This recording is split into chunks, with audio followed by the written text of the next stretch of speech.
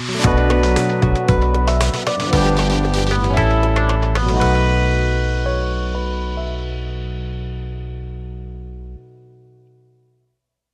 वालेकुम। आम तौर पे आज़ाद कश्मीर में जो इलेक्शन होते हैं उसे पाकिस्तान में इतनी गहराई और इतनी संजीदगी से नहीं देखा जाता। आम तौर पे तवक्को यही की जाती है माजी के तजर्बे के पेश नज़र कि पाकिस्तान में जो भी वफाक में हुकूमत बसर इक़्तिदार है उसी की हुकूमत आज़ाद कश्मीर में इक़्तिदार में आएगी, तो ज़्यादा इसके बारे में लोग परेशान नहीं होते थे। लेकिन इस दफ़ा हालात कुछ मुख्तलिफ है। दो तीन वजूहात से ये हालात मुख्तलिफ हैं। एक बात तो ये है कि आज़ाद कश्मीर पिछले कमोबेश 3 साल से एक एजिटेशन की जद में है। वहाँ पे मुज़ाहरे हो रहे हैं, मुतालबात हो रहे हैं और ये मुज़ाहरे ग़ालिबन 3 या 4 दफ़ा हो चुके हैं और हर वेव के अंदर वायलेंस भी हुआ है, बहुत सी कीमती जानें भी ज़ाया हुई हैं। इनमें सिविलियंस की जानें भी हैं और पुलिस की और लॉ इन्फोर्समेंट एजेंसीज़ की जानें भी हैं, वो भी ज़ाया हुई है। और इस वक्त ये जो मरहला है ये पिछले मरहलों से कोई थोड़ा सा ज़्यादा वायलेंट भी है और ज़्यादा इसके अंदर देर पाई भी है। यानी काफ़ी अरसे से ये चल रहा है, तकरीबन महीने से एक ज़्यादा हो गया है कि वहाँ पे उन्होंने धरना भी दिया हुआ है रावला कोट के अंदर, जो पूंछ डिवीज़न का सदर मकाम है। मुज़फ़्फ़राबाद में और मीरपुर में निस्बतन अमन की सूरत हाल बेहतर है, लेकिन पूंछ से अगर वहाँ पे उन्होंने लॉन्ग मार्च करने का अपना जो इरादा है उस पे अमल किया तो फिर ये जो लॉन्ग मार्च है मुज़फ़्फ़राबाद आएगा तो मुज़फ़्फ़राबाद के हालात भी ख़राब हो सकते हैं। तो ये अमन अमान की सूरत हाल की वजह से भी ये बहुत सूरत हाल गैर मामूली है, क्योंकि अगर इन हालात पे इलेक्शन हो रहे हैं तो एक तो ये जो एजिटेशन करने वाली क़ुव्वतें हैं उनके साथ भी बज़ाहिर बहुत से लोगों की तादाद शामिल है, वो इलेक्शन में हिस्सा नहीं ले रहे बल्कि उन्होंने इलेक्शन से बाइकआउट का ऐलान किया है। इस तरफ पीटीआई जिसने पिछले इलेक्शन में 2021 में जो मोस्ट पॉपुलर पार्टी थी उन्होंने कोई 31% ऑफ द टोटल वोट्स हासिल किए थे। लार्जेस्ट पॉलिटिकल पार्टी थी सीटों के अतबार से भी, वोटों के अतबार से भी, तो उन्होंने भी बाइकआउट का ऐलान कर दिया। तो इसका मतलब ये हुआ कि कम से कम एक और शायद एक से ज़्यादा पॉपुलर फोर्सेस इंतखाबात का हिस्सा नहीं है, वो इंतखाबी मैदान से बाहर है। तो इसके नतीजे में जो असम्बली वजूद में आएगी वो किस हद तक रिप्रेजेंटेटिव होगी, उसकी नुमाइंदा हैसियत क्या होगी और लोग उसको किस हद तक तस्लीम करेंगे, ये एक बहुत बड़ा सवाल है जो गर्दिश कर रहा है। लेकिन इसका इन्हिसार अगर स्टेटिस्टिकली देखें तो इस बात पे भी होगा कि वोटर टर्नआउट क्या निकलता है, क्योंकि माजी के 3 इलेक्शंस में जो वोटर टर्नआउट था वो 60% से ऊपर था। 60 और 70 के दरमियान वोटर टर्नआउट पिछले 3 इलेक्शंस में ऑसिलेट करता रहा है, चेंज करता रहा है। तो 60 से बहरहाल ऊपर था, जो कि पाकिस्तान के वोटर टर्नआउट से काफ़ी ज़्यादा होता है। पाकिस्तान में वोटर टर्नआउट एवरेज को 45% के करीब रहा है पिछले कई इलेक्शनों का, लेकिन ये आज़ाद कश्मीर में ये 60 से अबव रहा है। तो इन इलेक्शंस में भी अगर वोटर टर्नआउट बिलाखिर जब तमाम मरहले मुकम्मल हो जाएं तो वो 60 से ऊपर रहता है, वो 60 के करीब करीब रहता है, तो इसका मतलब यह है कि बाइकआउट की जो अपील है उसने कोई ज़्यादा काम नहीं किया और ये लार्जली रिप्रेजेंटेटिव असम्बली तस्लीम की जा सकेगी। लेकिन अगर वोटर टर्नआउट बहुत ड्रॉप कर गया तो फिर ये बहुत सवाल मज़ीद अहमियत इख्तियार कर जाएगा कि ये असम्बली कितनी रिप्रेजेंटेटिव है। तो एक तो उसके रिप्रेजेंटेटिव कैरेक्टर के बारे में कुछ सवालात हैं जो माजी में नहीं रहे थे। दूसरी बात यह कि इस दफ़ा इन गैर मामूली हालात के पेश नज़र इलेक्शन 3 फेजेज़ में हो रहे हैं, वरना एक ही फेज़ में इलेक्शन होते हैं, एक ही दिन पूरे आज़ाद कश्मीर में इलेक्शन हो जाता है।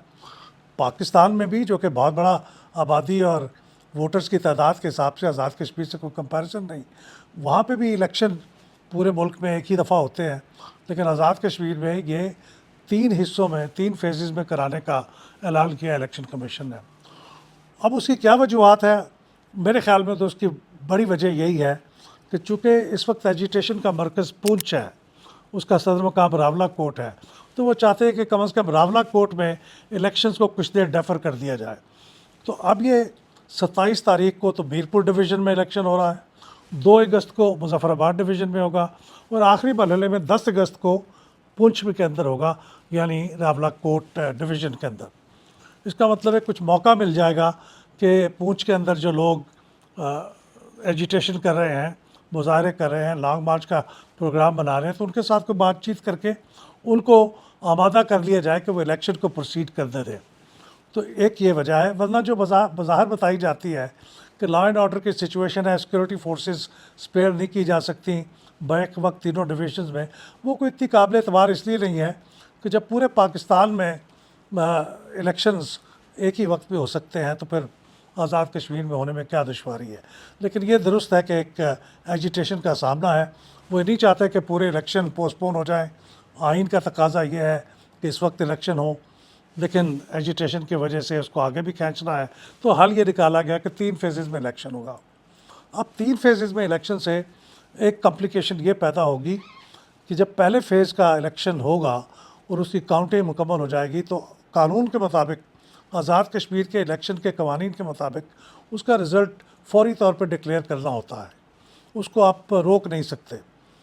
तो जब वो रिज़ल्ट अनाउंस हो जाएगा पहले मरहले का, तो उसका साइकोलॉजिकली दूसरे मरहले में हिस्सा लेने वाले वोटर्स पे असर पड़ेगा और उनकी जो चॉइसेस हैं इलेक्शन के अंदर वो मुतासिर होंगी। इस तरह से जो पहले दूसरे मरहले के नतायज होंगे वो तीसरे मरहले पे असरअंदाज होंगे। ये ऐसी सूरत हाल है जो पसंदीदा नहीं है। इसी वजह से पाकिस्तान के अंदर पहले सूबाई असम्बली और कौमी असम्बली के इंतखाबात पहले कौमी असम्बली के होते थे, फिर हफ्ते बाद तकरीबन 1 हफ्ते बाद सूबाई असम्बली के होते थे। लेकिन 97 ऑनवर्ड्स फिर ये फ़ैसला किया गया कि दोनों इंतखाबात एक ही दिन होने चाहिए और हो रहे हैं, क्योंकि वो नहीं चाहते थे कि कौमी असम्बली के इंतखाबात के रिज़ल्ट का सूबाई असम्बली के इंतखाबात के ऊपर असर पड़े और वोटर उससे मुतासर होकर अपने वोट कास्ट करें। तो एक तो ये होगा। लेकिन अगर बिलफर्ज इस वक्त तो इलेक्शन कमीशन ने यही ऐलान किया है कि कानून के मुताबिक वो हर फेज़ का और हर कॉन्स्टिट्यूंसी का काउंटिंग के बाद ऐलान कर देंगे रिज़ल्ट। लेकिन अगर बिलफर्ज वो ऐसा नहीं करते और वो कहें कि हम सारे तीनों फेजेज़ का इलेक्शन का रिज़ल्ट एक ही दफ़ा अनाउंस करेंगे, तो उसमें फिर मुश्किल ये हो जाएगी। और ये इंडिया में होता है, इंडिया में हर स्टेट के अंदर जब इलेक्शन होता है तो उसके कई फेजेज़ होते हैं, पूरे मुल्क में इलेक्शन हो तो उसके भी कई फेजेज़ होते हैं। लेकिन फिर वो हर फेज़ का रिज़ल्ट अनाउंस नहीं करते अलग से, वो इंतज़ार करते हैं कि जब तमाम फेजेज़ मुकम्मल हो जाएँ, फिर गिनती शुरू होती है और उसके बाद फिर रिज़ल्ट अनाउंस होता है। लेकिन अब ये सूरत हाल ये है कि वहाँ पे तो इलेक्ट्रॉनिक वोटिंग मशीन्स को वोटिंग के बाद वो लॉक एंड की में रख के बड़े महफूज तरीके से एक सील कर देते हैं और उनको फिर खोलते उस वक्त हैं जब काउंटिंग शुरू होती है तमाम फेजेज़ की वोटिंग के बाद।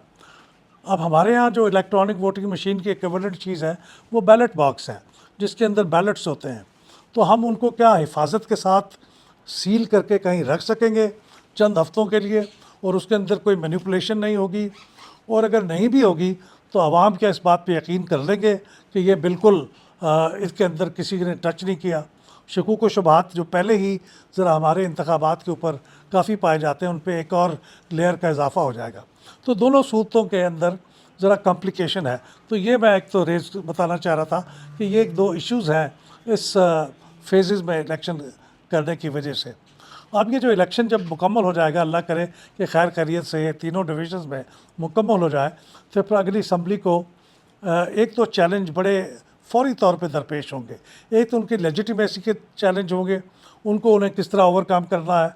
और दूसरा जो चैलेंज होगा वो ये कि जिसके ऊपर इस वक्त एजिटेशन का फोकस है कि 12 सीटें हैं रेफ्यूजीज़ की, जो कश्मीर वैली से आए हुए या जम्मू से आए हुए मुहाजिरीन हैं और पाकिस्तान में रहते हैं, आज़ाद कश्मीर में नहीं रहते। आज़ाद कश्मीर में जो रहते हैं वो तो आज़ाद कश्मीर में वोट देंगे ही अपनी अपनी कॉन्स्टिट्यूंसी में।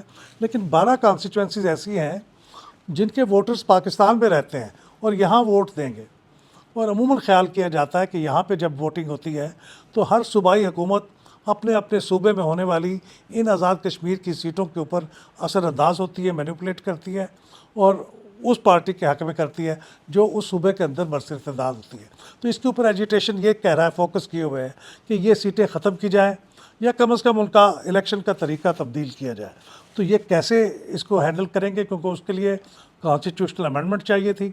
हुकूमत ने एजिटेशन के और एजिटेशन करने वाले लोगों के बहुत से मुतालबात तो मान लिए थे, 38 मुतालबात थे, 38 मुतालबात में से बताया जाता है कि 34 के करीब मान लिए गए थे।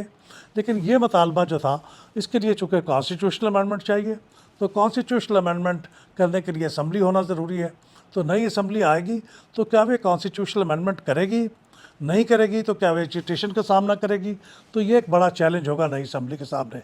हम उम्मीद करते हैं कि इलेक्शन जो आज शुरू हो चुके हैं मीरपुर से, बाद में मुजफ्फराबाद डिवीज़न में और फिर पूंछ डिवीज़न में, वो पुरअमन हों, वो मुकम्मल भी हो जाएं और उसके नतीजे में जो असम्बली बने, फिर इस वक्त जो चैलेंजेस सामने आए उनका वो कामयाबी के साथ मुकाबला भी कर ले।